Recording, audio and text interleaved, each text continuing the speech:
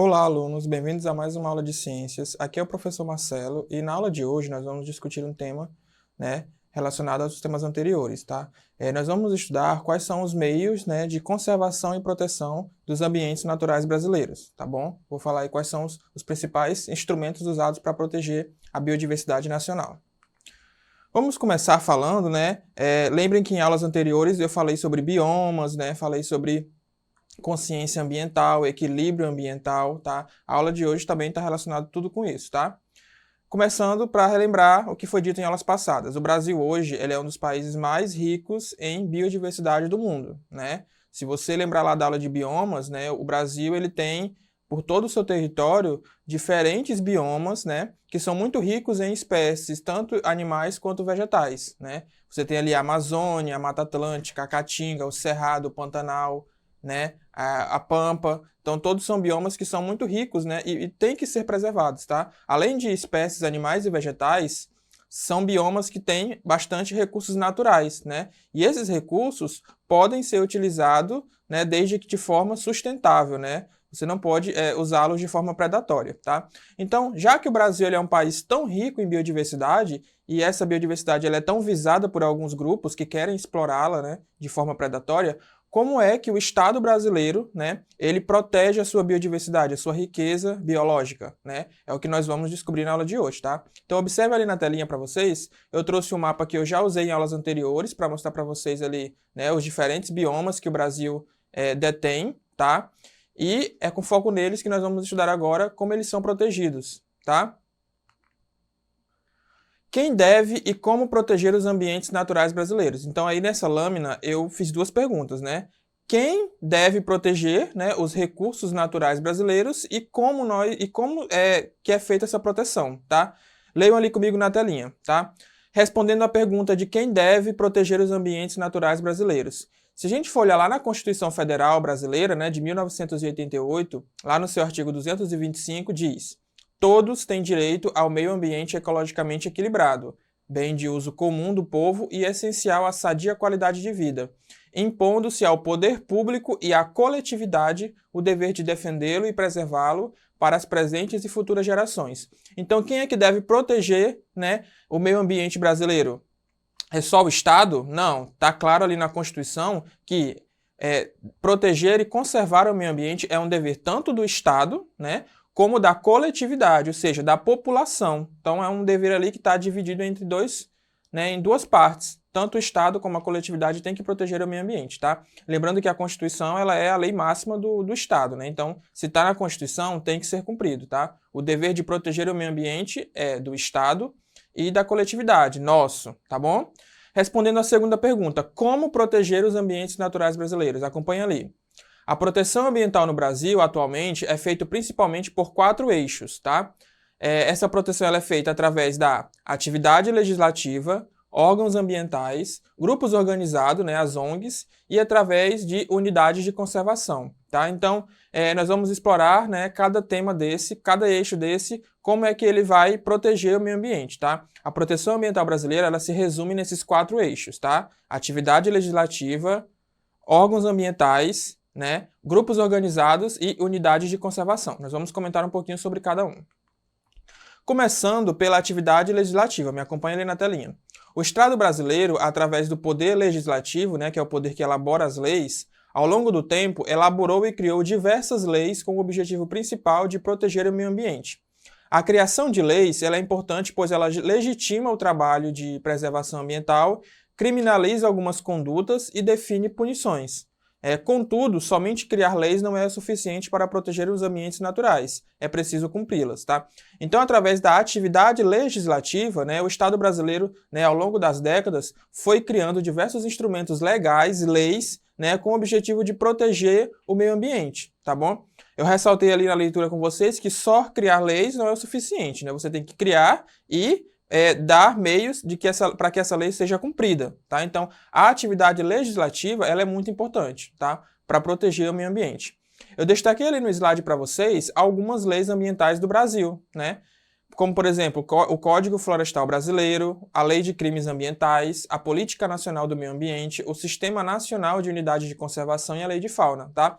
Existem muitas outras leis, tá? Essas foram só alguns exemplos, tá? Para exemplificar para vocês que a conjuntura de leis, né, que protege o meio ambiente do Brasil, ela é muito elogiada em âmbito internacional, tá? Ela é bastante completa, tá? Partindo para o segundo eixo, órgãos ambientais. Leiam comigo.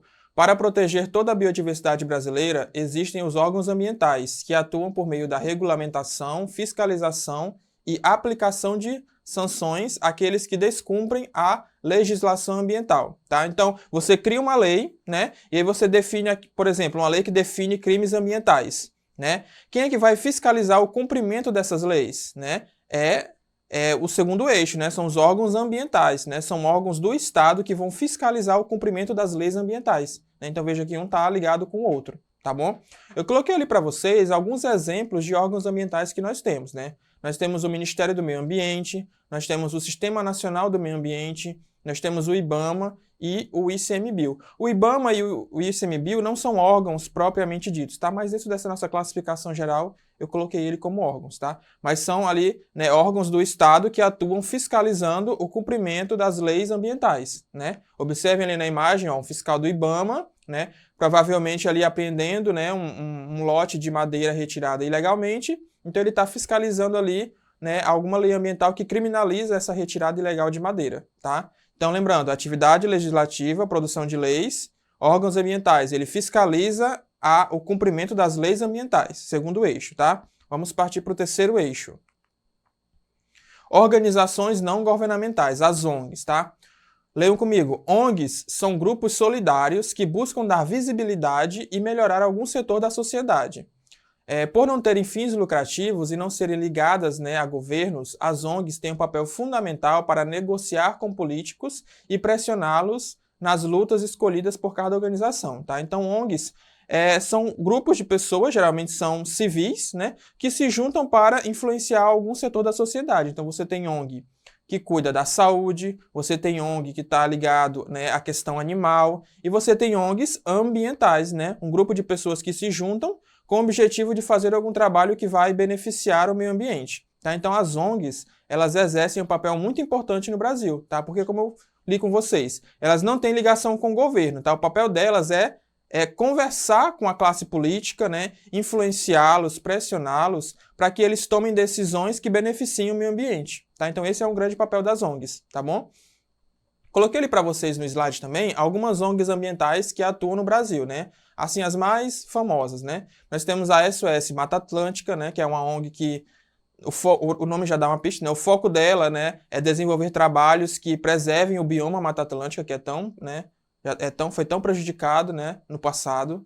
Nós temos a WWF Brasil, nós temos o Instituto de Pesquisas Ecológicas, o IPE, nós temos o Instituto Socioambiental, o ISA, e eu coloquei ali para vocês uma ONG acreana, que é a SOS Amazônia, tá, gente? Essa ONG, SOS Amazônia, ela é uma ONG que nasceu no Acre, tá? Chico Mendes foi um dos fundadores dessa ONG, ela existe até hoje, e ela desenvolve um trabalho, né, um trabalho que para preservar, para conservar o bioma Amazônia, né? Por isso que ela tem o nome SOS Amazônia. Então ela tem um trabalho muito legal. Se vocês puderem pesquisar depois aí na internet, né, os trabalhos que essa ONG desenvolve, vai ser muito legal. Mas é uma ONG acreana, né, que faz um trabalho de preservação e conservação do bioma Amazônia, tá bom? Partindo para o quarto eixo, né? Falei para vocês, ó, quais são os 4 eixos de preservação ambiental do Brasil? Atividade legislativa, criação de leis, órgãos ambientais que fiscalizam as leis. Nós temos as ONGs, né, que é esse grupo de pessoas que se juntam para influenciar algum setor da sociedade, no caso o meio ambiente. E nós temos as unidades de conservação, tá bom? Acompanha ali comigo o conceito de unidade de conservação. Unidades de conservação são áreas naturais criadas e protegidas pelo poder público, municipal, estadual ou federal, tá? Existem diferentes tipos de UCs, tá? Que é uma sigla para unidade de conservação, com diferentes finalidades e tipos de atividades permitidas na área, tá bom? Então você tem ali uma área, né, digamos o município X, ele quer proteger aquela área que está dentro da sua circunscrição. Essa área é muito rica em espécies, tem muitas espécies endêmicas, né, tem corpos de água, então ela quer proteger essa área de de predação, né, de desmatamento, de poluição, então ela vai ali e cria, né, uma unidade de conservação daquela área. E ela acaba protegendo aquela área, né, das ameaças externas, tá bom? Como está ali na leitura, existem diferentes tipos de unidades de conservação. Eu coloquei ali para vocês do lado, né, quais são os tipos, né? Então você tem ali estação ecológica, você tem ali reserva biológica, você tem a floresta nacional, você tem o monumento natural, tá? Vejam que as unidades estão divididas em dois grupos, né? Unidades de proteção integral e unidades de uso sustentável, tá? As unidades de proteção integral, leiam comigo ali, são mais restritas, né? Elas são mais fechadas, elas estão voltadas mais para pesquisa e conservação, enquanto que as unidades de uso sustentável, elas estão mais voltadas para a visitação, para o ecoturismo, atividades educativas. Então, olhando naquela tabelinha, por exemplo, né, uma estação ecológica é uma unidade de conservação de proteção integral, ela é mais fechada, enquanto que, por exemplo, uma área de proteção ambiental é uma unidade de conservação de uso sustentável, ela é mais aberta, né? Aberta à visitação, ao ecoturismo. Então você tem aí diferentes tipos de unidades com diferentes fins, tá? E elas se dividem em proteção integral e uso sustentável, tá bom? Depois pesquise, né, ali qual é a finalidade de cada unidade que vocês vão ter uma ideia melhor, tá? Então vamos partir para o nosso exercitando, né, para fechar a nossa aula. É só uma questão bem simples, tá? Acompanhe comigo a leitura.